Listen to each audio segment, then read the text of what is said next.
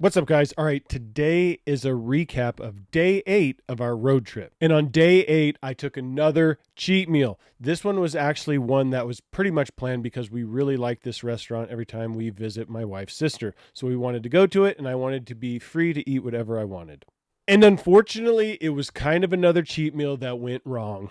Now, we actually slept in on day 8, and by the time everybody was up and ready to go, it was already lunchtime. So I actually skipped breakfast and fasted until lunch. So we headed to this awesome restaurant that sits on Lake Winnebago.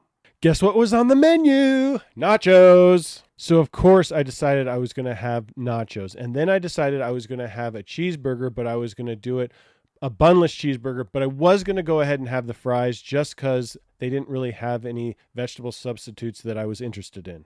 And I thought I might steal a couple of fried cheese curds from my son. So the cheat was going to be nachos, a couple of cheese curds, and then French fries. So at this point, after having the bust on the first nachos that we got on my first cheat meal of this vacation, I was super excited about these because I was hoping these nachos were going to fill that craving. But guess what, guys? When they showed up, check it out. They look good, but it basically looks more like a salad than nachos. Again, no melted cheese, just cheese sauce. The chicken wasn't that great, and there was no salsa for dipping once again. So honestly, I was a little disappointed, but I went ahead with it anyway.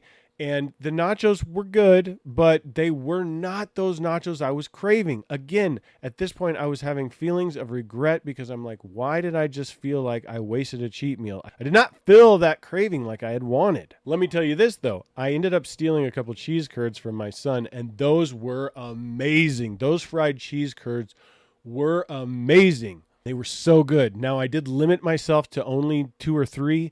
Can't remember exactly how many I had, but I did not sit there and help him devour the bowl. I only had a couple. But I'm not going to lie, I wish I had devoured that bowl. Now, the burger was pretty good. Normally, I'd go with a double, but because I was doing so much cheating, I decided I would just go with the single. Unfortunately, the French fries were a little subpar. They were still good, but they weren't the best fries that I'd ever had. And so, again, I was feeling a little regretful of the French fries because they weren't as good as I was hoping they would be. So again, guys, this was me building the cheat meal up so big in my mind and thinking it was going to be this great thing, only to kind of be a little bit let down and still having a few cravings. So you really got to ask yourself sometimes, are cheat meals really worth it? Especially on a keto diet, because if I'm being honest, a cheat meal probably is going to set me back about a week. So when I have them, I really want them to be good. I'm not saying the food wasn't good. I'm just saying that craving that I had wasn't quite met. If I was to do this cheat meal over again, this is what I would have done. I would not have ordered the nachos. I would have ordered a double cheeseburger with no bun.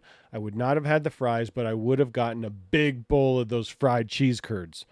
That would have made for a great cheat meal at this restaurant. But we live and learn, guys. So again, feeling like I had wasted a cheat meal. And like I said before, this can snowball into several cheat meals because you're trying to meet that craving.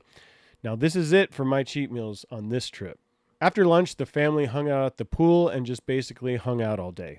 When 5:30 rolled around, I grabbed an energy drink and then headed out for a bike ride. Again, I rode that bike trail that I found, and I passed by several farms, several cow farms, and these cows were giving me a pretty crazy look.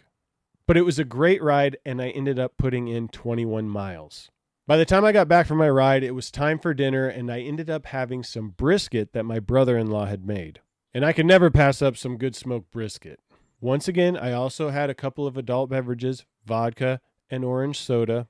And that was everything I ate and all of my fitness that I was able to complete on day 8 of our road trip.